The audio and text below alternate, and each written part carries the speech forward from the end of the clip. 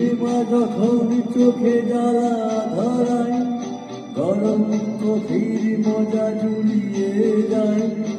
কবিতার বইগুলো ছুঁড়ে ফেলি, মনে হয় বাবা যদি বলতো আমায়,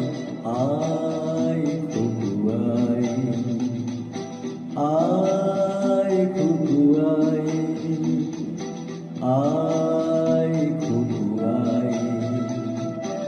আয় খুকু আয়, আয় রে আমার সাথে আয় এখন, বোঝা